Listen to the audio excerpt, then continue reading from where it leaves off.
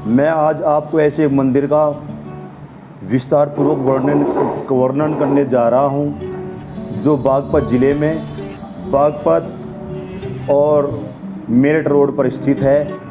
मैं अब आपको जो मंदिर की पुजारण हैं उनसे मिलवाता हूं और उन्हीं के मुख से उनकी पूरी कहानी सुनते हैं। वे पूरे जन्म की कथा और उनके तप स्थल की सब तक कथा, सारी कथा वे सुनाते हैं। जरा आप उनसे सुनिए। मैं टटीरी भगवती मंदिर से बोल रही हूँ, देवी जी की भतीज बहू सुमन।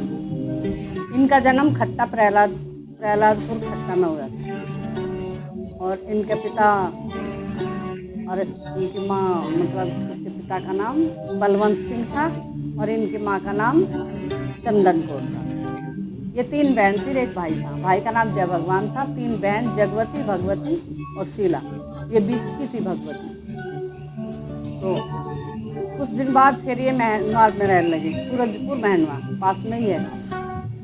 तो इसकी कुछ इच्छाएं इनकी पहले से ही ऐसी थी, जैसे किसी कुछ काम ना करना, किसी का जूठा बर्तन ना मांझना, किसी का कहना ना मानना। जब ये महनवा में रहने लगी, 10-11 साल की थी ये, तो इन्होंने अपनी माँ से कहा कि मैं तो तपस्या करूँगी। घर वालों ने धमकाया भी, समझाया भी, तो ये नहीं मानी। तो एक किवाड़ बंद करके तपस्या करने के लिए खड़ी होगी, जोत लगा के।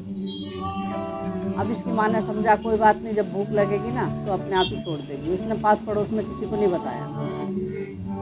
इसे 1 हफ्ता हो गया था खड़ी तपस्या करते हुए। गाय का दूध पीती थी बस सुबह शाम 1 गिलास। एक पड़ोस में एक ब्राह्मणी रहती, तो उस ब्राह्मणी को सपने में दिखाई दी क्या एक हाथी है सजा हुआ और हाथी पे 4-5 औरतें बैठी हैं सजी हुई। कोई लहंगा पहन रही है, कोई साड़ी पहन रही है और वे उससे पूछ रही है कि यहाँ महनवा का रास्ता किधर है।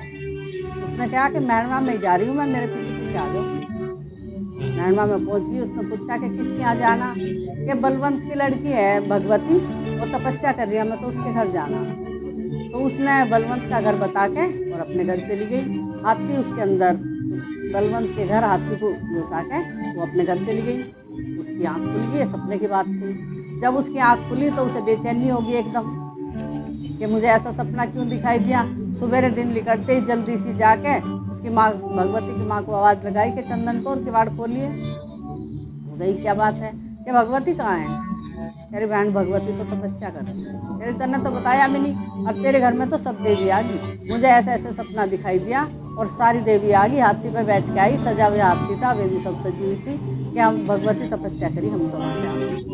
अब ऐसे ही एक दूसरे में बात फैलते हुए एकदम सारे महनवा में चर्चा होगी कि भगवती तपस्या कर रही। किसी ने थाने में कंप्लेंट कर दी कि छोटी सी लड़की है, 11 साल की थी उस टाइम पर जब इन्होंने पहली तपस्या करी। कि छोटी सी लड़की है, तपस्या के लिए खड़ी कर दी, रात को सो जा, दिन में खड़ी हो जा। तो पुलिस आ गई वहाँ।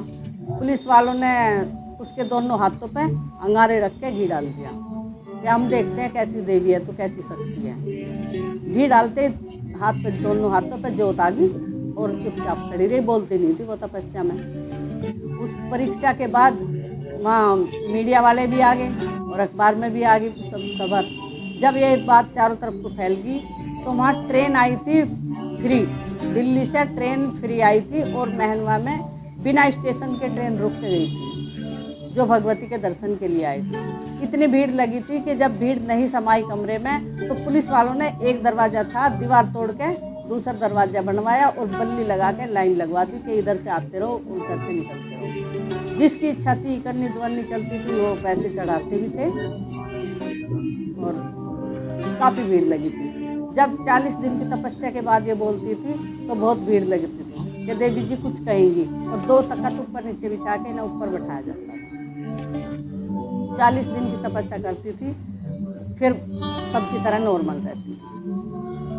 तो इसी तरह इन्होंने 2-3 साल तक तपस्या करी। हरिद्वार में भी करी इन्होंने तपस्या, मनसा देवी पे, साकुमरी में भी करी, खट्टा में भी करी और टटीरी में भी करी। अग्रवाल मंडी टटीरी में जब तपस्या करी इन्होंने तो वहाँ तपस्या हो रही थी और गेहूं की फसल पकी हुई थी उस टाइम पर। ओले पड़ने लगे बहुत तेज। तो गांव के कुछ आदमी इनके पास गए, कह रहे कि जाके देवी जी तुम्हारी शक्ति का फिर क्या होगा, ये नाज आया हो या जाल लग रहा। सब देवी जी ही कहने लगे थे इन्हें।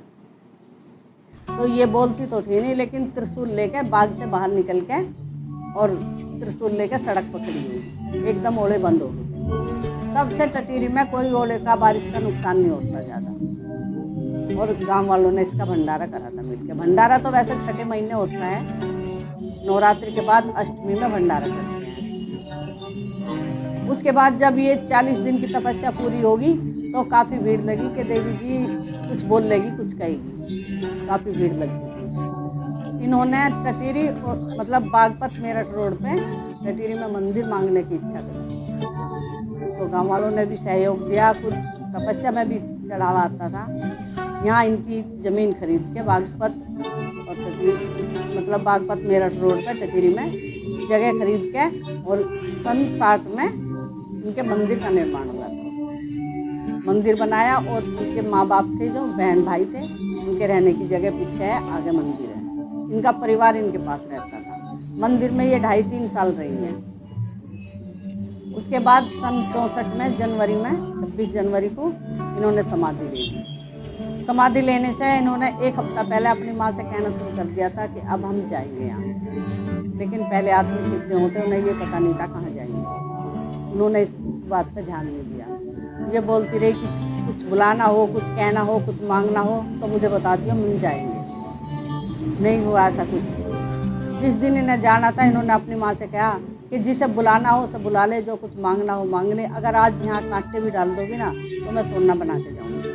लेकिन घर वालों ने कुछ नहीं कहा ऐसे। इसकी माँ अकेली रहती थी, इसके बाप और माँ रहते थे। कह लगे अच्छा नहीं मानती तो अब हमारा टाइम आ गया, अब हम जाएंगे। जो हमें करना था वो हमने कर लिया, हम जाएंगे। तो इनका तखत है जो अब भी है, जिस पे बैठती थी, तखत पे बैठ के और इन्होंने अपना शरीर छोड़ दिया।